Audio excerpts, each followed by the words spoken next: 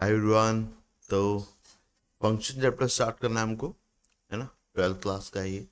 और देखिए, इस चैप्टर को स्टार्ट करने से पहले कुछ चीज़ें अपन पहले तो आपसी बातें हैं डिस्कस कर लेते हैं कि भाई ये चैप्टर कैसे स्टार्ट होएगा, कैसे चलेगा, है ना, पूरी सीरीज।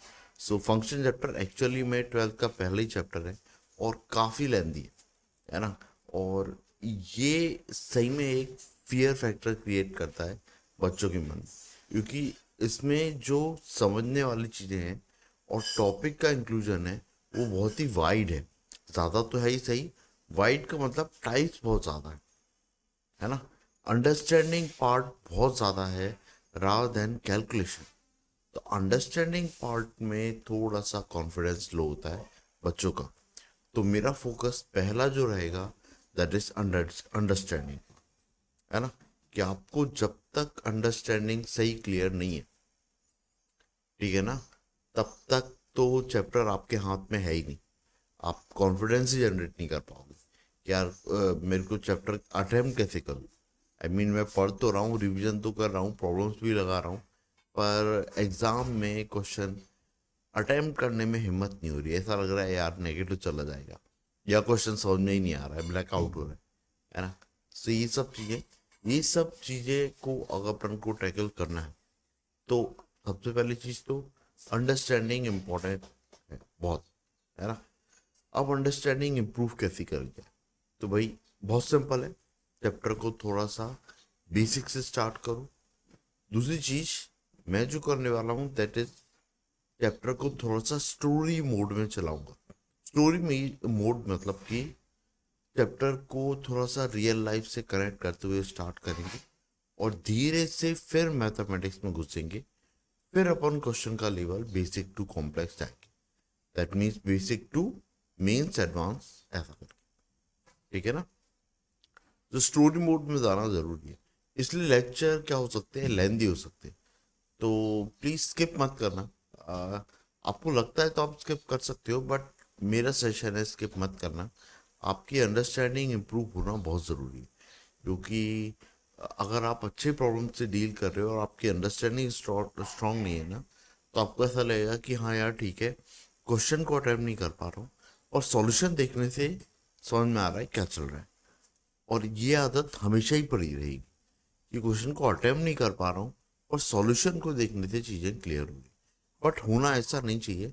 आपको क्वेश्चन देखते ही साथ समझ में आना चाहिए कि करना क्या था, है ना। तो इसीलिए स्टोरी मोड बहुत इंपॉर्टेंट है ना। सो कॉन्फिडेंस सही जनरेट हो और चैप्टर में आपको थोड़ा मज़ा आए, आपका इंटरेस्ट जागे, तो थोड़ा सा उसको रियल लाइफ से कनेक्ट करना ज़रूरी है ना। सो भाई इसीलिए आप रियल लाइफ से कैसे कनेक्ट करते हैं, देखो कोई भी चैप्टर स्टार्ट होता है ना, तो कुछ बेसिक चीज़ें होती हैं जो इन जनरल हर बच्चे चाहते ही हैं कि भाई पहले तो चैप्टर है क्या, दैट मीन्स फंक्शन एक्चुअली में है क्या, और फंक्शन प्रैक्टिकल लाइफ में क्या है, या ये मेरे लिए ज़रूरी क्यों है। ये कुछ ऐसे आंसर्स हैं, जब तक ये क्लियर नहीं होते ना, तो चैप्टर में मज़ा ही नहीं आता, एंटर करने की इच्छा ही नहीं होती। ऐसा ऐसा लगता है कि यार बस क्वेश्चन सॉल्व करना आ जाए, है ना। सो क्वेश्चन सॉल्व करना, क्वेश्चन से डील करना, ये तो ज़रूरी है ही सही एग्ज़ाम पर्पज से। पर आपको चैप्टर की अंडरस्टैंडिंग भी थोड़ी थोड़ी ज़रूरी है, क्योंकि जो स्टडी का पोर्शन है वो 650 दिन कंटिन्यूसली आपकी जो वर्किंग है उसमें अपना कॉन्फिडेंस मेंटेन रखना, है ना, इतना आसान नहीं होता। और पेस मेंटेन रखना, कंसिस्टेंसी मेंटेन रखना, ये सब चीज़ें इतनी आसान नहीं होती। आपको कहीं ना कहीं चैप्टर से कनेक्ट होना बहुत ज़रूरी, तो वो कनेक्शन के लिए बोल रहा हूँ, ठीक है।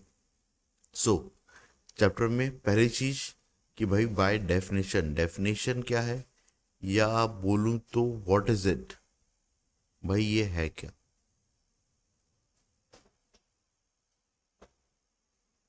है ना, व्हाट इज इट, और ये क्यों है, या मेरी लाइफ में इसका रोल क्या है ना। सो प्रैक्टिकल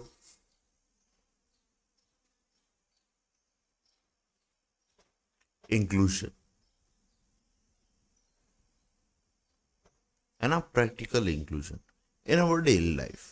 ठीक है, ये दो क्वेश्चन है, इनका आंसर बहुत जरूरी है ना, तभी इंटरेस्ट जागता है कि क्या चल रहा है। ठीक है, तो ये कुछ इस तरीके से है कि यार इन जनरल मैं अपनी लाइफ में क्या चाहता हूँ, एक कंफर्ट जोन, है ना। सो कंफर्ट के लिए मैं कुछ ऐसी चीज़ें बनाना चाहता हूँ जो या तो मेरे लिए काम करे या मेरी जगह काम करे। आई मीन या नहीं, दोनों ही चीज़ों के लिए, मेरे लिए काम करे और मेरी जगह काम करे। दोनों चीज़ों में थोड़ा सा डिफरेंस है। मेरे लिए काम करवाना मतलब मशीन बाहर खड़ी है, मैं चाहता हूँ कि यार तू यार सब्जी ले आ, तो ऑब्वियसली वो खुद जाके तो सब्जी नहीं लाएगा, लेकिन मैं सोच तो रहा हूँ कि काश ऐसा हो जाए, है ना। सो ये क्या है, मेरी जगह काम कर, है ना। और मेरे लिए काम करवाना दैट मीन्स मैं कहीं जाना चाहता हूँ तो मैं बाइक पे बैठ के या कार में बैठ के चले जाता हूँ, तो ये मेरे लिए काम कर रहा है, चलने का काम। मैं चलना चाह रहा हूँ पर वो मेरी जगह चल के मेरे को ले जा रहा है। तो दोनों का मीनिंग थोड़ा डिफरेंट है पर ऑलमोस्ट सेम है। पर मेरी जो इच्छाएं हैं वो ऐसी ही होती, क्योंकि मैं कंफर्ट जोन में रहना चाहता हूँ, है ना। तो एक्चुअली में प्रैक्टिकली ये हमारा थॉट ज़रूर होता है, पर ये हमारे लिए बेकार ही है इन दी एंड, फाइनली, है ना। वो आगे मैं बताऊंगा आपको ऐसा क्यों है, पर फिलहाल अपन टॉपिक पे स्टिक रहते हैं कि ये दोनों चीज़ों के लिए मैं कोई प्रैक्टिकली एक मशीन बनाना चाहता हूँ, है ना। मैं एक मशीन बनाना चाहता हूँ जो मेरे थॉट के लिए, मेरे कंफर्ट जोन के अकॉर्डिंग काम करे, है ना। और वही मशीन मैथ्स की टर्म में होती है फंक्शन, है ना। अब फंक्शन की एक इक्वेशन होती है, तो वो इक्वेशन एक्चुअली में बता रहा होता है मेरी मशीन का मैकेनिज्म, मेरी मशीन काम किस तरीके से कर रही है, ये बताता है फंक्शन की इक्वेशन मैथमेटिकल टर्म में, और प्रैक्टिकल लाइफ में मशीन का मैकेनिज्म। ठीक है, ये दो चीज़ें हैं। तो समझ में आ गया होगा कि फंक्शन किस चीज़ से रिलेटेड हो रहा है, हमारी लाइफ में जितने भी मशीन से उनसे लेके। ठीक है, अब मैं कभी नहीं चाहूँगा, है ना, पहले लिख लो भाई थोड़ा सा, यहाँ पे लिखते हैं, ये हो गया भाई function.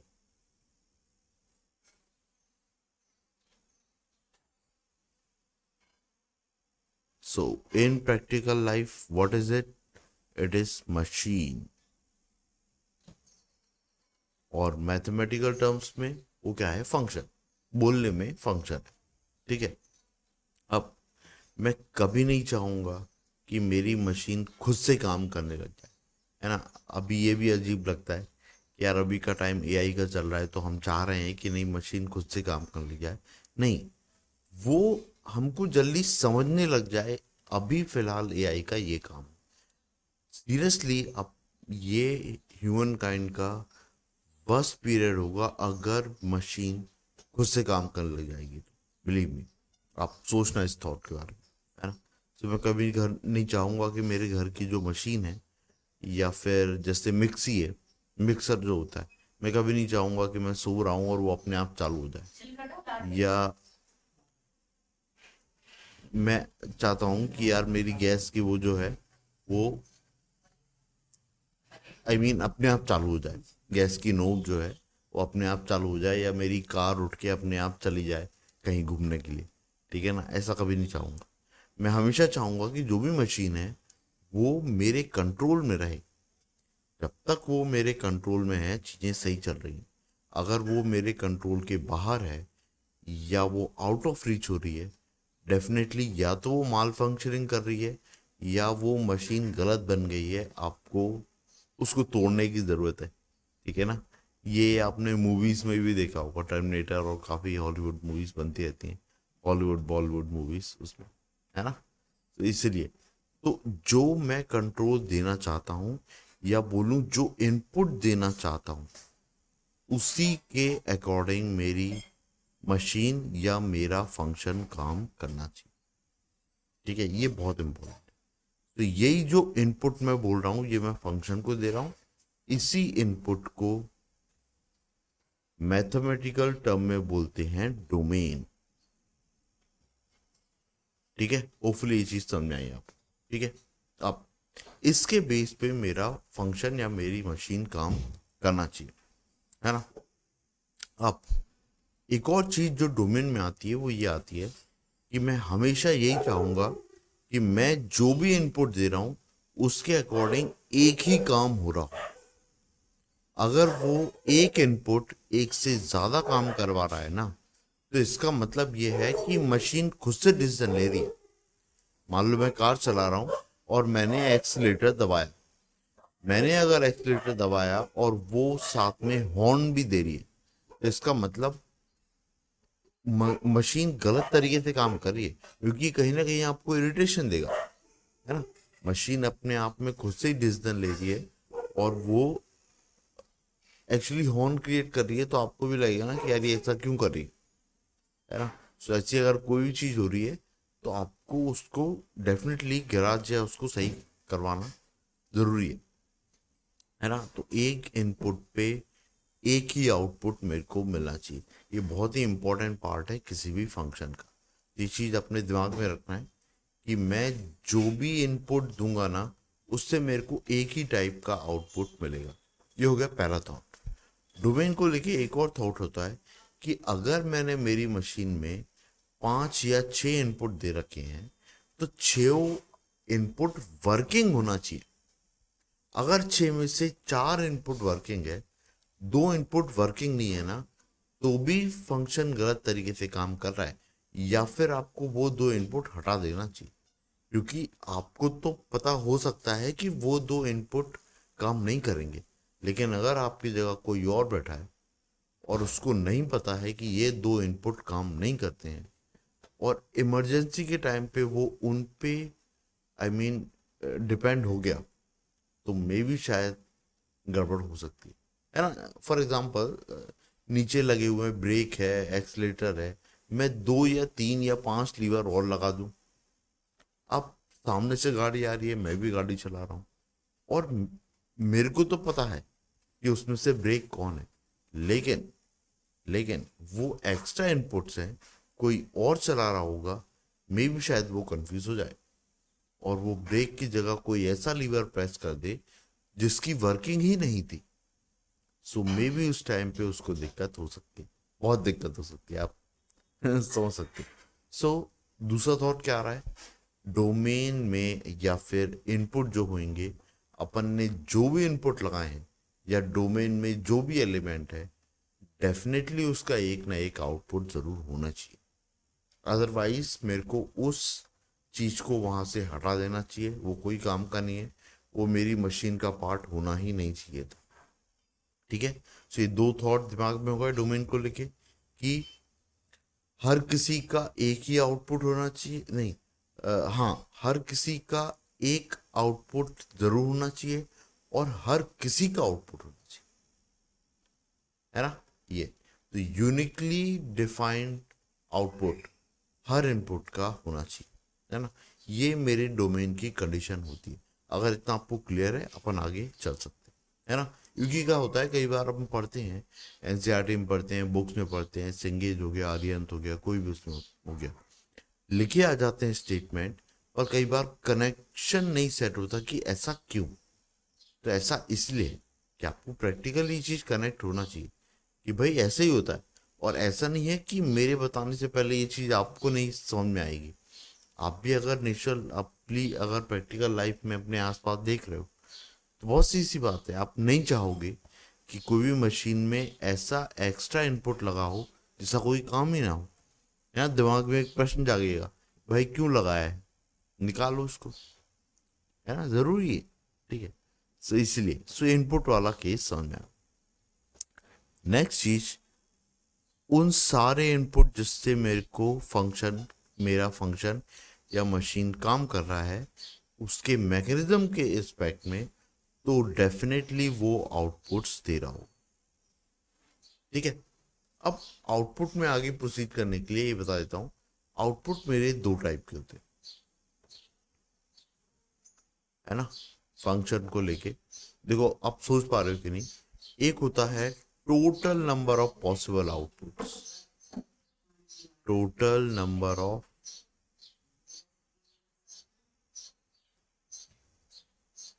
Possible outputs,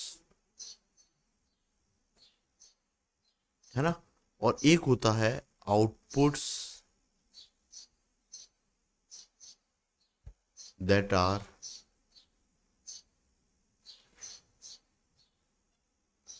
taken into consideration. Taken into consideration मतलब कि मैं फिलहाल जो काम करवाना चाह रहा हूं सिर्फ उसमें ही आउटपुट पार्ट ले रहा है, अदरवाइज मेरी मशीन वो आउटपुट दे सकती है, फिलहाल उन आउटपुट की जरूरत नहीं है ना। अब सुनने में अजीब सा लग रहा है कि थोड़ी देर पहले ये बात चल रही थी कि इनपुट से आउटपुट मिलना ही चाहिए, और अभी मैंने उन दोनों आउटपुट को अलग अलग कर दिया।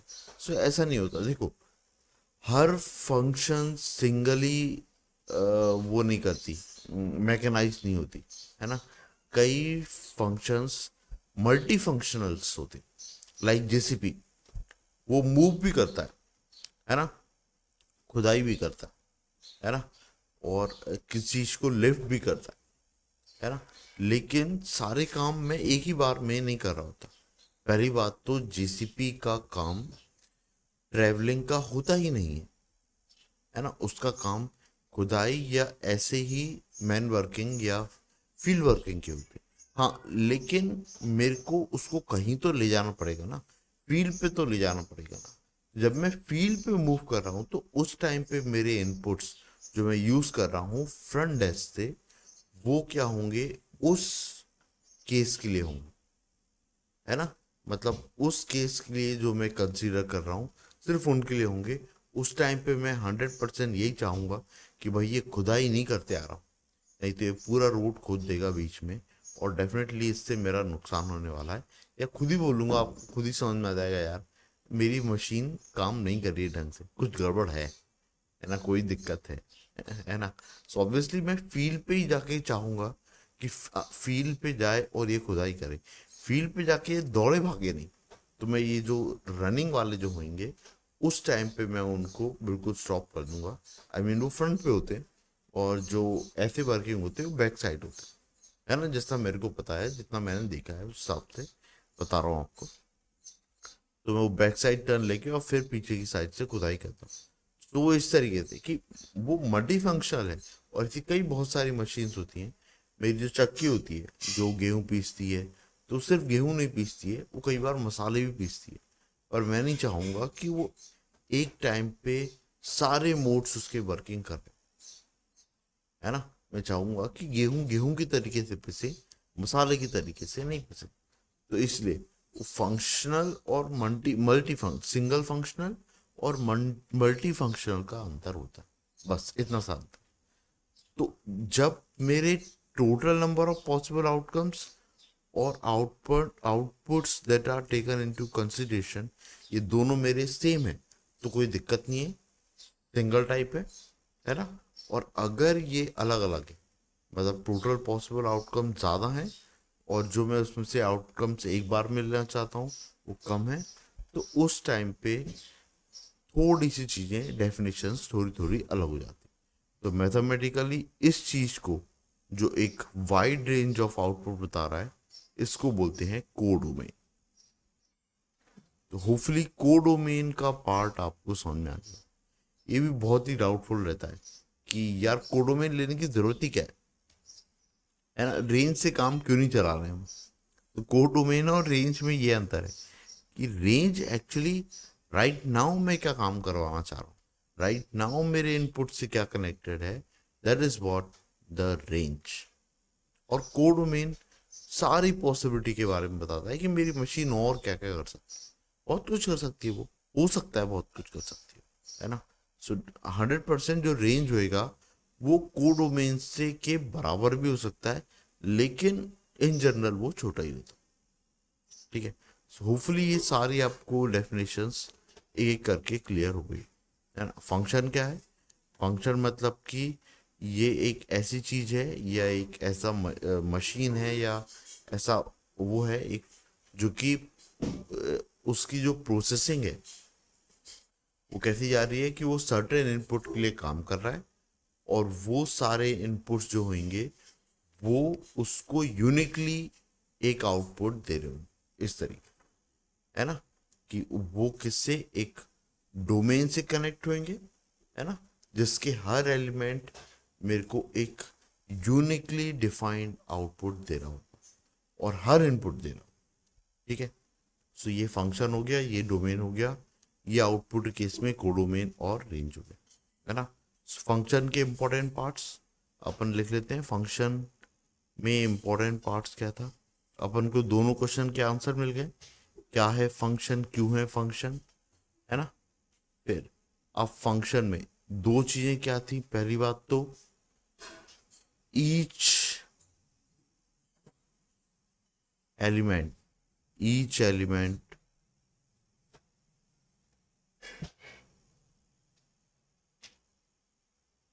must be connected to output या कोडोमेन या सेट ऑफ कोडोमेन, आप जो भी बोलना चाहो, मैं सरल भाषा में आउटपुट लिख रहा हूं। ठीक है, second, every element, each and every element must be uniquely defined. Every element must be uniquely defined. Uniquely defined मतलब एक ही दे रहा हूं, must be uniquely, एक से ज्यादा नहीं देना चाहिए, uniquely defined। अब इसमें एक और चीज आती है, ये भी थोड़ा सा फन फैक्ट है ना। अभी इतनी बातें हो गई ना कि बहुत रिजिडनेस सी चल रही है फंक्शन को लेके, कि बिल्कुल हर चीज का एक आउटपुट होना चाहिए और बिल्कुल एक एक मतलब सिंगल सिंगल सब सारी चीजें कनेक्ट होना चाहिए। अभी देखना, एक और इसमें फैक्ट है कि एक इनपुट से दो टाइप के आउटपुट मिल सकते हैं। अब देखो यहाँ पे बच्चों का दिमाग घूमता है, ये क्या बात होगी कि यार मैं एक इनपुट दे रहा हूं, उससे दो या दो से ज्यादा आउटपुट भी मिल सकते, है ना। तो ये अपन पहले लिख लेते हैं इंग्लिश में, क्या है ये, कि इनपुट्स या एनी इनपुट्स ही लिख लो यार, कहाँ ऐसी अंग्रेजी, any input can give more than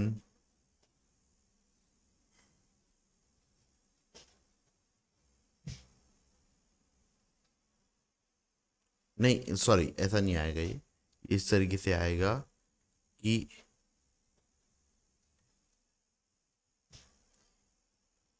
more than one input can give same output, ऐसा है। मोर देन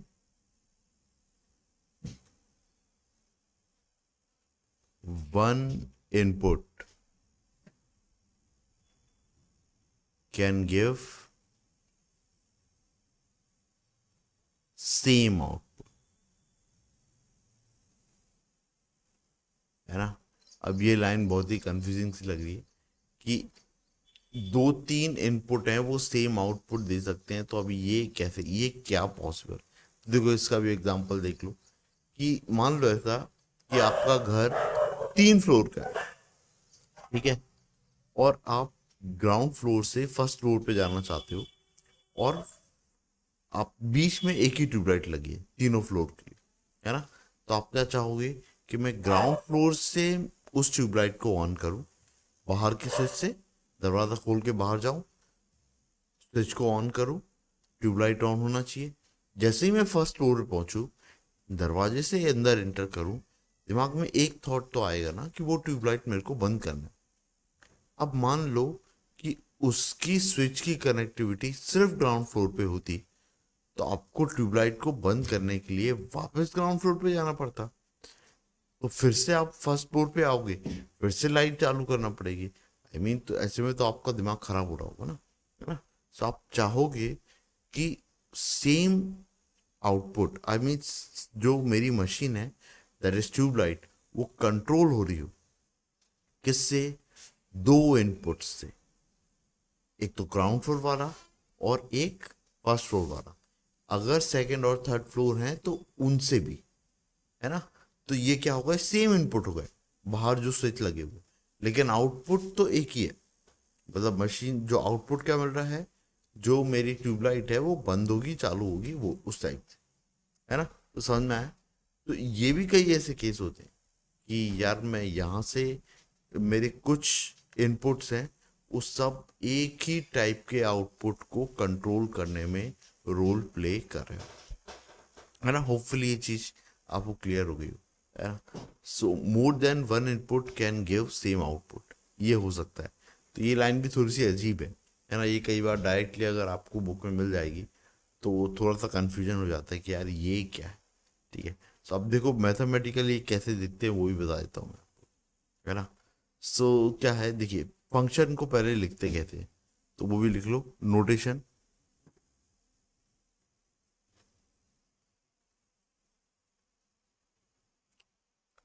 सो इसको लिखने का तरीका ऐसा होता है, पहले एफ लिख देते हैं, एफ मतलब फंक्शन, फिर लिखते हैं A to B, जिसमें ये ए होता है मेरा डोमेन, ये होते हैं डोमेन। मतलब एक्चुअल में ए और बी क्या है, दीज आर सेट्स। ये सब, ये दोनों चीजें, ये दोनों चीजें क्या हैं, दीज आर सेट्स। ठीक है ना। देखिए मैं लेक्चर की स्पीड फिलहाल स्टोरी मोड में ही चला रहा हूँ, क्योंकि अभी अपन प्रॉब्लम सॉल्विंग नहीं कर रहे हैं। आपको अगर हर चीज टू द पॉइंट क्लियर नहीं है ना, आगे जाके आपको कंफ्यूजन हो गई से देख लेना, है ना। आप जरूर फंसोगे, और एकदम से आपका जो क्वेश्चन अटेम्प्ट करने के लिए जो एक इंथुजियाज्म होता है ना, मोटिवेशन होता है, वो खत्म होने लगेगा। आप भागने लगोगे फंक्शन के क्वेश्चन से। तो प्लीज बी पेशेंट, है ना, क्योंकि इसका रिजल्ट बहुत अच्छा है। सो डोमेन, अब ए क्या है, ए एक सेट है जिसके अंदर जो भी एलिमेंट आ रहे हैं वो किसके लिए हैं, डोमेन के। Domain means that is input. वैसे ही अपन ने क्या देखा था कि बी में जो एलिमेंट होते हैं वो डायरेक्टली रेंज नहीं होते, वो क्या होते हैं, कोडोमेन। रेंज में वो एलिमेंट आते हैं जो डोमेन से कनेक्टेड होंगे। अब बी के सारे एलिमेंट कनेक्ट नहीं होते। हो सकता है भाई ए में अगर 4 एलिमेंट है तो चार को कनेक्ट करने के लिए मैक्सिमम मेरे को 4 ही एलिमेंट चाहिए, लेकिन बी में मान लो 6 हैं, 6 पॉसिबल आउटपुट्स हैं। तो फिर तो आप कभी बना ही नहीं पाओगे, सारों को एक साथ कनेक्ट कर ही नहीं पाओगे। तो ऐसा नहीं होना चाहिए। उनमें से जो जो भी डोमेन के एलिमेंट से कनेक्टेड होंगे वो ही मेरे रेंज के अंदर आएंगे। सो रेंज और कोडोमेन में एक हल्का सा डिफरेंस है। ठीक है, ओके, क्लियर। तो रेंज एक्चुअली बी के अंदर के ही एलिमेंट का वो होगा, एक सेट होएगा, है ना। सो अब अगर ये समझ में आ गया है, और फिर उसके बाद इसको फंक्शन को अपन डिफाइन करते हैं कि फंक्शन का मैकेनिज्म क्या है जो अपन प्रैक्टिकल लाइफ में सोचते हैं, और फंक्शन की इक्वेशन क्या है, वही इक्वेशन प्रैक्टिकल लाइफ में उसके मैकेनिज्म को बता रही होगी। मैकेनिज्म ले लो, लोकस ले लो, पाथ ले लो, वट एवर इट इज, काम करने का तरीका। ठीक है, ओके। अगर इतनी चीजें क्लियर है, ये लिखने का तरीका क्लियर है, तो आप देख लेते हैं। अब बिल्कुल एलिमेंट्री तरीके से चलो, तो ए अगर एक सेट है तो उसके अंदर, सेट के अंदर इनपुट्स होंगे, आई मीन एलिमेंट्स होंगे। तो वो एलिमेंट्स देख लो। लेट्स से ए के अंदर 4 एलिमेंट, 1 2 3 4। बी के अंदर let's say 6 element, A B C D E F, ऐसा कुछ। अब मैं इनको दोनों को एक एक बॉक्स में डाल देता हूँ। तो इन दोनों को मैंने ऐसे करके बॉक्स में डाल दिया है।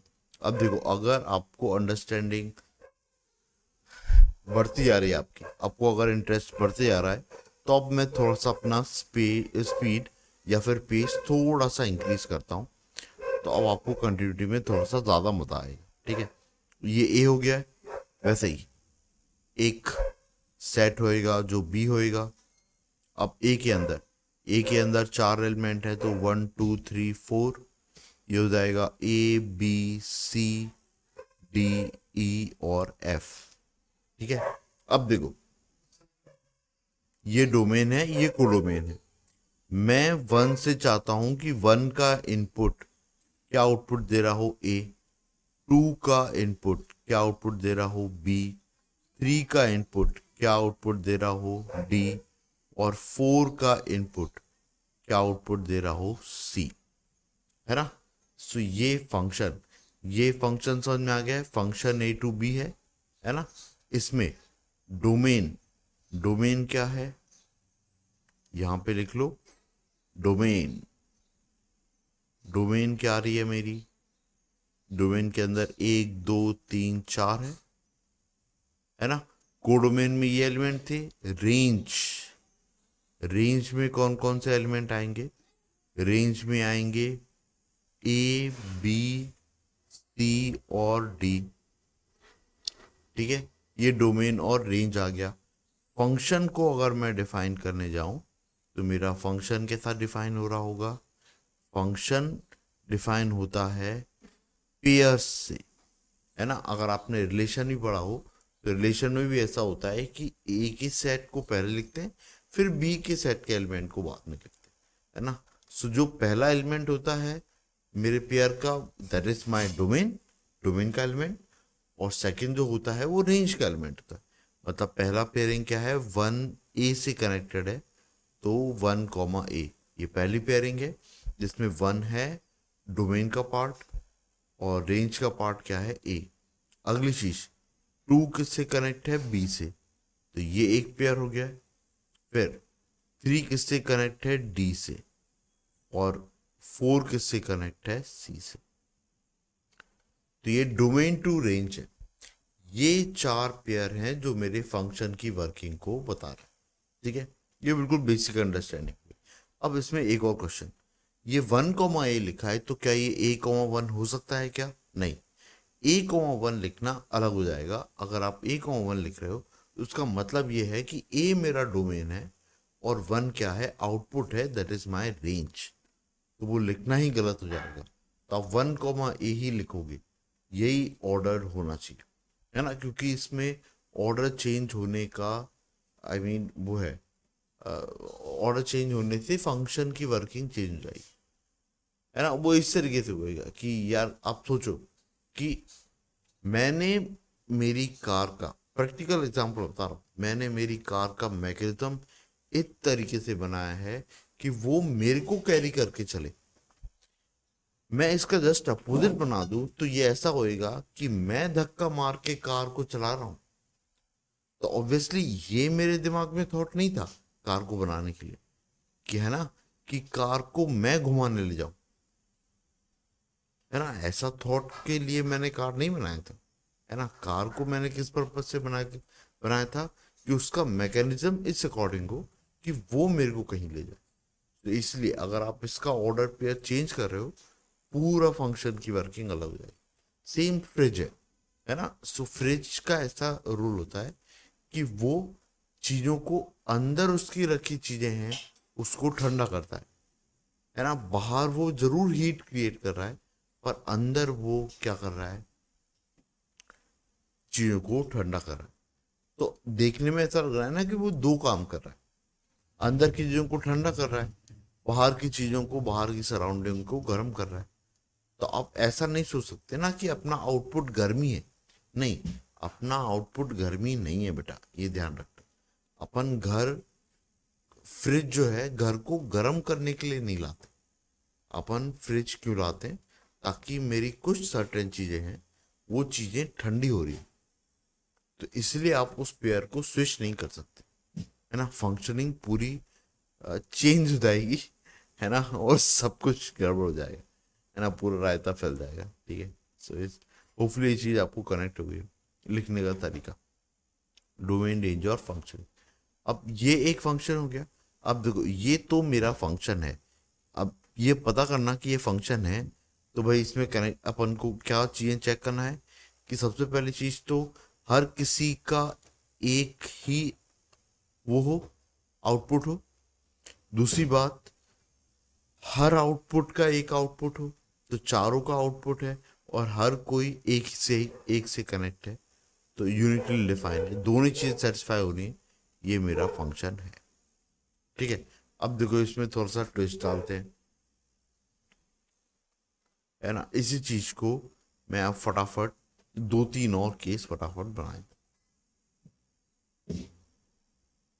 ये ऐसा, ये ऐसा,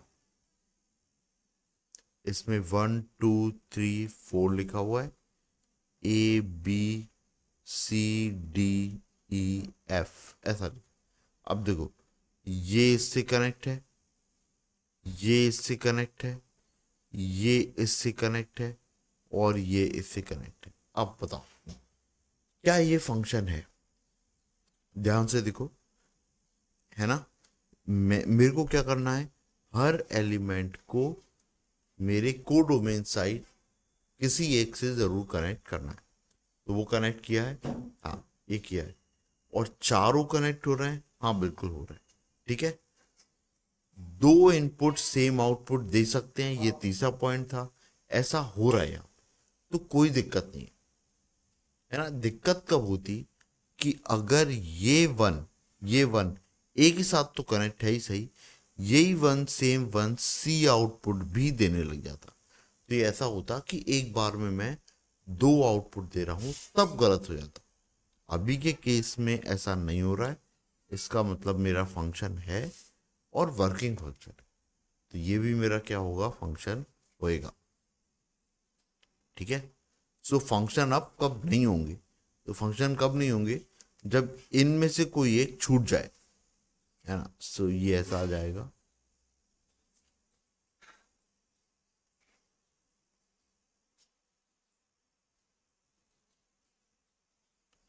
ये 1 2 3 4 ABCDEF, है ना। और ये A से कनेक्ट हो जाए, ये C से कनेक्ट हो जाए, ये 3B से कनेक्ट हो जाए, और 4 कनेक्ट ही नहीं हो रहा, तो इस केस में मेरा ये फंक्शन नहीं है, क्योंकि सारे इनपुट्स मेरे कनेक्ट नहीं है। और एक और चीज क्या था कि भाई वो यूनिकली डिफाइन, जो मैंने ऊपर डिस्कस कर लिया था ऊपर वाले में, कि वो यूनिकली डिफाइन नहीं, एक क्या है, एक बार में एक से ज्यादा लोगों से कनेक्ट हो रहा है, ये दो केस के लिए मेरा फंक्शन नहीं होता। ठीक है, तो इतना अगर समझ में आ गया है, तो ये फंक्शन की बेसिक डेफिनेशन है, प्रैक्टिकल लाइफ में क्या रोल है ना, मैं इसको किस तरीके से सोच रहा हूँ, और होपफुली ये सारी चीज़ें आपको समझ में आई हो, है ना। डोमेन और रेंज को लेके भी आपको एक जनरल आइडिया हो गया हो कि भाई डोमेन होता क्या है, रेंज होता क्या है ना। ठीक है, तो अगर ये बिल्कुल बेसिक अंडरस्टैंडिंग सेट हुई है, तो अब अपन मैथमेटिकल टर्म में अब धीरे से एंट्री ले सकते हैं। ठीक है, तो इससे क्या है, आपका इंटरेस्ट बना रहेगा। अब आप जो भी चीज़ें पढ़ोगे ना, आप 100%, 100 मत लो, कम ले लो, है ना। 70 से स्टार्ट कर लेते हैं, 70 या 60% से स्टार्ट कर लेते हैं, कि इतना तो आप कनेक्ट कर ही लोगे कि हाँ ठीक है यार, प्रैक्टिकली भी मैं इसको ऐसा सोच सकता हूँ। ठीक है ना, तो अब फिर आपको पढ़ने में ज़रूर मज़ा आएगा। ओके, ठीक है, तो इसके आगे अपन देखते हैं। ठीक है।